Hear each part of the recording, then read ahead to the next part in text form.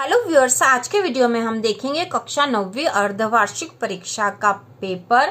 तो क्वेश्चन 1 जो है वह है read the passage carefully and answer the question given below. तो यह पैसेज पढ़ना है और नीचे के प्रश्नों के उत्तर हमें देना है। तो शुरू करते हैं। सबसे पहले पैसेज पढ़ेंगे, क्योंकि पढ़ेंगे तो ही हम इन क्वेश्चन के आंसर दे पाएंगे। आपको भी एग्जाम में इसी तरह से करना है। तो we are living in the age of science. Every day new inventions are being made for the good of humanity. The scientific invention began after the Industrial Revolution of 1789. Within these 200 years, science has made a wonderful progress. The aeroplane is one of the most important inventions of science during the modern age. It is the fastest means of transport known so far. An aeroplane resemble a flying bird in shape. Inside there are seats for passengers and a cabin for the pilot. This cabin is called a cockpit. It has an engine that is worked by petrol. It is all made up of metal and can fly at a very high speed. Before taking off, it runs on the runway for some distance to gather speed. Then it suddenly hops up the earth and takes off. तो इस प्रकार से passage दे रखा है। या passage 5 number के question यहाँ पे से आएंगे इन ऑब्जेक्टिव के आधार पर। तो अब शुरू करते हैं। फर्स्ट जो क्वेश्चन यहाँ दे रखा है, the scientific invention began after the industrial revolution of. तो यहाँ दे रखा है इंडस्ट्रियल रिवोल्यूशन ऑफ 1789। तो यहाँ पे ये आएगा 1789। अगला है the cabin of the pilot is called. तो पायलट का जो कैबिन होता है वह क्या कहलाता है? तो इसका आंसर भी हम यहीं से ढूंढेंगे। तो यहाँ दे रखा है this cabin is called cockpit. ठीक है, कॉकपिट कहलाता है। तो यहाँ आएगा cockpit. An aeroplane has an engine that is worked by. Aeroplane में एक इंजन होता है, वह किसके आधार पर कार्य करता है? तो यहाँ पर हम देख लेंगे it has an engine that is worked by petrol. तो यहाँ आ जाएगा पेट्रोल आंसर में। अगला है which of the following is the fastest means of transport. इनमें से कौन सा है फास्टेस्ट ट्रांसपोर्ट का साधन कौन सा है? तो यहाँ पे आंसर आएगा एरोप्लेन। अगला है वी आर लिविंग इन। तो यहाँ पे आएगा लिविंग इन। सबसे फर्स्ट ही जो लाइन दे रखी थी we are living in the age of science. तो यहाँ पे आ जाएगा एज ऑफ साइंस। अगला जो क्वेश्चन है अनसीन पैसेज वाला, read the passage carefully and answer the question given below. यह भी 5 नंबर का है। Marie Curie was one of the most accomplished scientist in history. Together with her husband Pierre she discovered radium, an element widely used for treating cancer, and studied uranium and other radioactive substances. Pire and Maris had an amicable collaboration. Marie was born in 1867 in Warsaw, Poland, where her father was a professor of physics. At an early age, she displayed a brilliant mind and a casual personality. Her great exuberance for learning prompted her to continue with her study after high school. She became disgruntled, however, when she learned that the university in Warsaw was closed to women. Determined to receive a higher education, she definitely left Poland in 1891, entered the Sorbonne, a French university, where she earned her master's degree and doctorate in physics. तो यह passage दे रखा। अब हम question के answer करेंगे। तो यहाँ जो क्वेश्चन दे रखा हुआ है वेयर डिड मारी earn her masters degree from. तो मास्टर्स डिग्री कहाँ से करी थी मारी ने? तो यहाँ पे आंसर दे रखा था मास्टर्स डिग्री उसने करी थी फ्रेंच यूनिवर्सिटी सोरबोन से। तो यूनिवर्सिटी इन सोरबोन आएगा यहाँ पे। What was Marie's father? तो उसके फादर एक प्रोफेसर थे फिजिक्स के। Marie left Poland and travelled to France to enter the Sorbonne. तो यहाँ पे आएगा मारी शोड इंटेलिजेंस। ठीक है, शोड इंटेलिजेंस। अगला है Marie Curie's doctorate was in which academic discipline. तो तो मारी क्यूरी ने डॉक्टरेट किस में करी थी?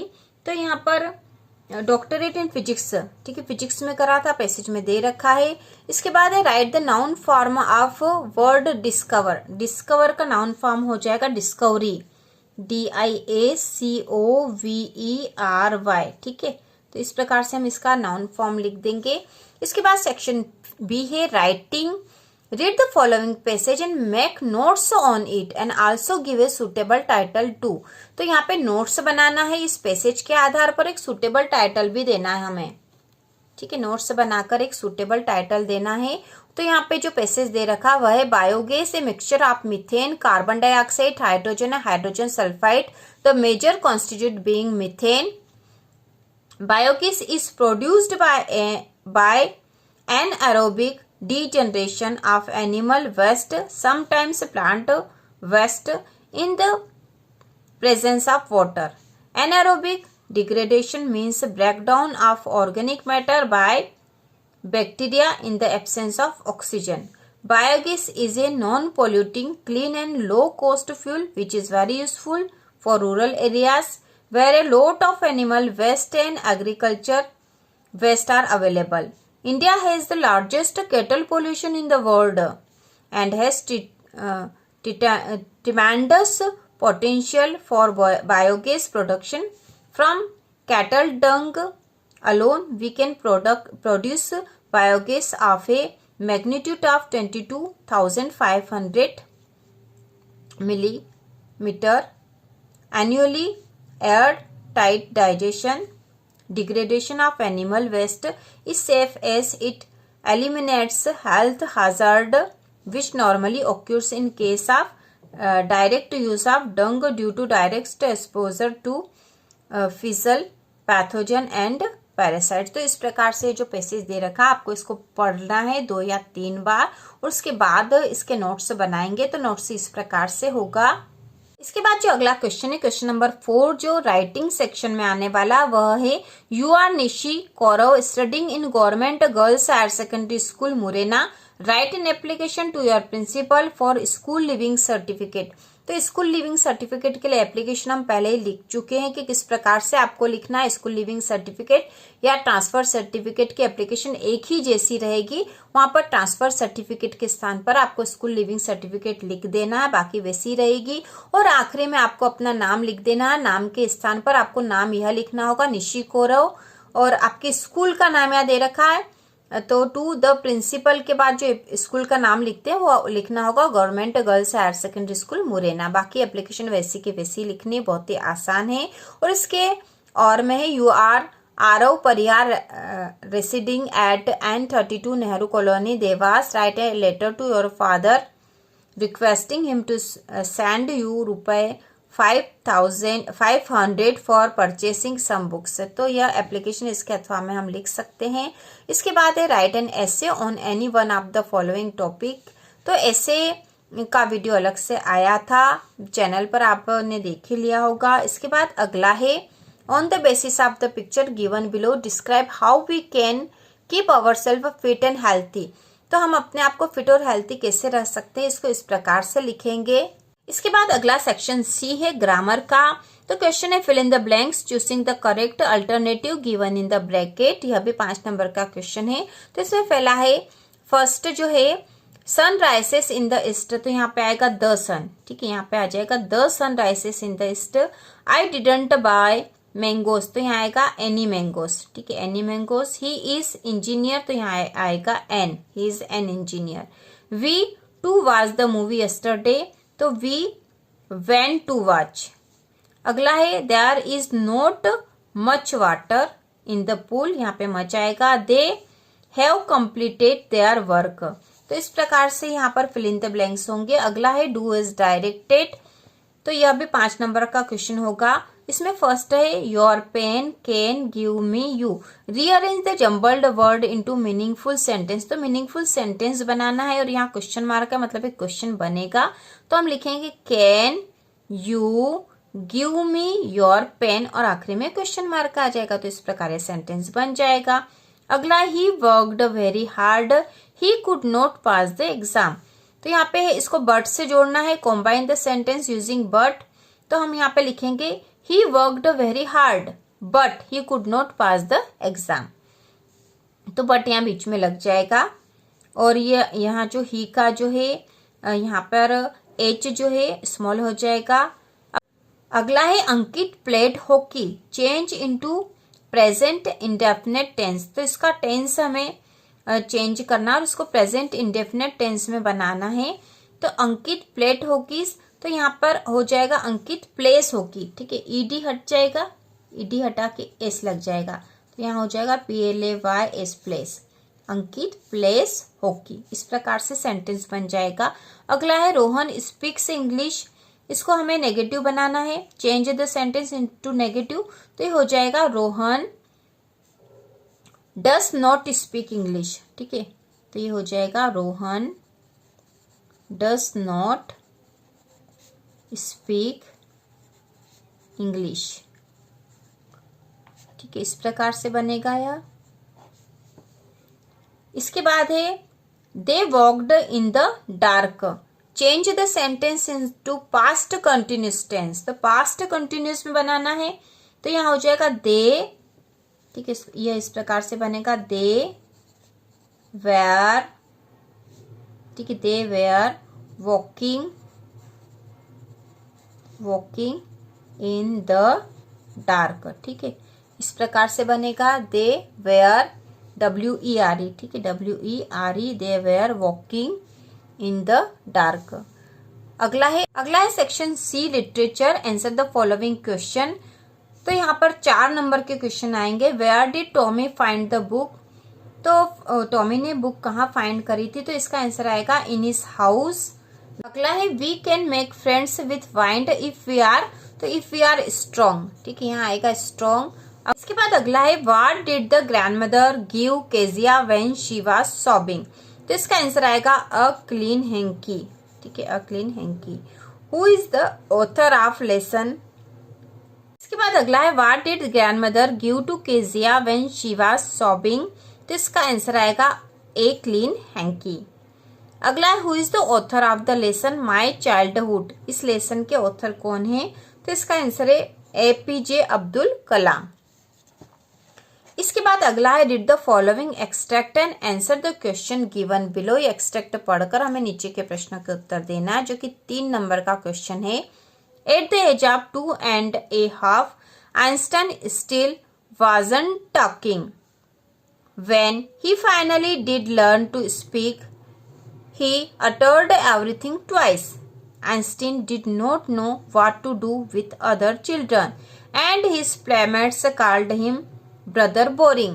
So the youngster played by himself much of the time. He especially loved mechanical toys. Looking at his newborn sister Maja, he said to have said, "Fine, but where are her wheels?" तो इस प्रकार से जो passage दे रखा है। अब नीचे के क्वेश्चंस के हमें आंसर देने हैं। By what age did Einstein not learn to speak, तो यहाँ ऊपर ही दे रखा है हमें आंसर 2.5, तो हम यहाँ पर देख लेंगे 2.5 ईयर्स, तो ये आंसर राइट है। इसके बाद अगला है what did Albert's classmate call him, तो अल्बर्ट के क्लासमेट उसे क्या कहते थे, तो इसका आंसर आएगा ब्रदर बोरिंग। इसके बाद अगला है what did Einstein love to play with, तो आइंस्टाइन किसके साथ खेलना पसंद करते थे, तो यहाँ आएगा मैकेनिकल टॉयस। इसके बाद अगला है did the following extract and answer the question given below, तो यहाँ पर एक एक्सट्रैक्ट आएगा आपके पोयम में से। When the humid shadow hover over all the starry sphere and the melancholy darkness gently weeps in rainy tears, what a bliss to press the pillow of a cottage chamber bed and lie listening to the patter of the soft rain overhead। तो इसके बाद जो question दे रखे वह है from which poem the above extract has been taken, तो यह जो पोयम का जो एक्सट्रैक्ट है ये किस पोयम से ले रखा है। The road not taken, rain on the roof या वाइंड, तो इसका आंसर आएगा रेन ऑन द रूफ। इसके बाद अगला है the opposite of the word bliss is, तो अपोजिट इसका हो जाएगा curse. Where do the shadows hover, तो इसका आंसर होगा ऑन स्टारी स्फेयर्स। इसके बाद जो अगला क्वेश्चन है, इसके आंसर अलग से बताए जाएंगे। What is a tally book? Where did Bismillah Khan get his big break? Who were the people in Kezia's family? Why did Einstein write a letter to Franklin Roosevelt? Where was Abdul Kalam's house? How did Abdul Kalam earn his first wages? What did Margie write in her diary? अगला है answer the following question about 30 words. तो यहाँ पे आपको 30 words में करने हैं। What should we do to make friends with the wind? Where does the traveler find himself? What is the single major memory that comes to the poet? इसके बाद अगला 30 वर्ड में लिखना है। In the fair the child wants many things, what are they? तो ये moment book के question है। What are the two strange things the guru and his discipline find in the kingdom of fools? और why does the happy prince send a ruby for the seamstress? इसके बाद अगला answer the following question in about 75 words, जो कि 3 number का question है। Why does the world remember Einstein is a world citizen? और इसके अथवा में है why did Abdul Kalam want to leave Rameshwaram? What did his father say to this? What do you think his word mean? Write the central idea of the poem rain on the roof. इसका central idea आपको बताना है। और इसके बाद जो question है वह है what are the gurus word of wisdom? When does the discipline remember them? तो इस प्रकार से यह आपके इंग्लिश का अर्धवार्षिक परीक्षा का पेपर है और सारे जो महत्वपूर्ण क्वेश्चन है। तो इसी प्रकार के और वीडियो देखने के लिए, टेक्स्ट बुक के क्वेश्चन आंसर देखने के लिए चैनल को सब्सक्राइब कीजिए।